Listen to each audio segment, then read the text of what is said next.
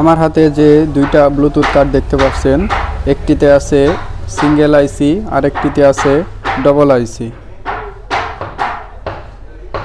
তো আসসালামু আলাইকুম ভিউয়ার্স, রাব্বি ইলেকট্রনিক্সের পক্ষ থেকে সকলকে স্বাগতম। আজকে আপনাদের মাঝে চমৎকার একটি ডিভাইসের সাথে পরিচয় করে দেব।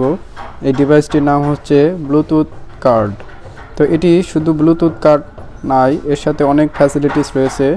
যেমন দেখুন, এখানে ইউএসবি লাইন আছে, মেমোরি কার্ডের লাইন আছে এবং AUX পোর্ট ইনপুটের লাইনও আছে। তো আপনারা এবং এটির সাথে আরও FM সিস্টেমও আছে। তো আমার কাছে দুইটা ব্লুটুথ কার্ড আছে। তো দুইটার ভিতরে কিছু পার্থক্য আছে। তো কোনটা ভালো আপনারা কিভাবে বুঝবেন?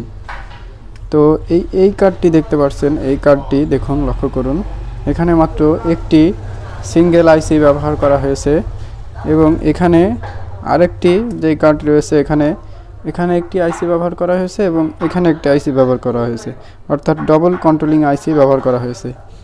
তো দীর্ঘদিনের ব্যবহারের প্রেক্ষিতে আমি এই ডবল আইসি বোর্ডটিতে ভালো রেজাল্ট পেয়েছি এবং এই সিঙ্গেল আইসিটি কিছুদিনের ভিতরে দেখা যায় নষ্ট হয়ে যায়, কাজ করতে চায় না।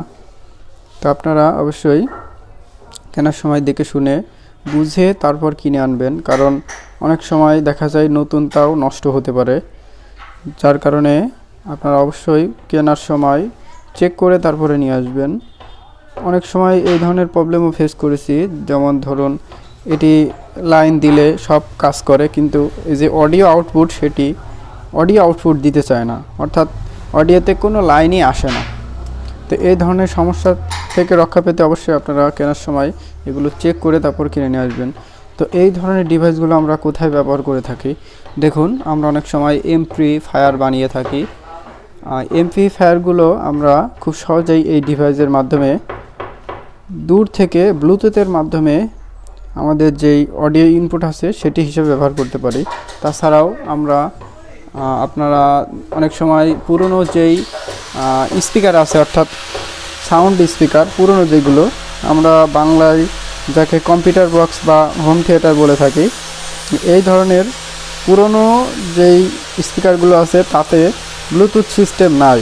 তো সেগুলোতেও আপনারা এই ধরনের ডিভাইসগুলো লাগিয়ে খুব সহজেই ওয়্যারলেস করে নিতে পারেন। তো এটি খুব ভালো মানের একটি ব্লুটুথ কার্ড।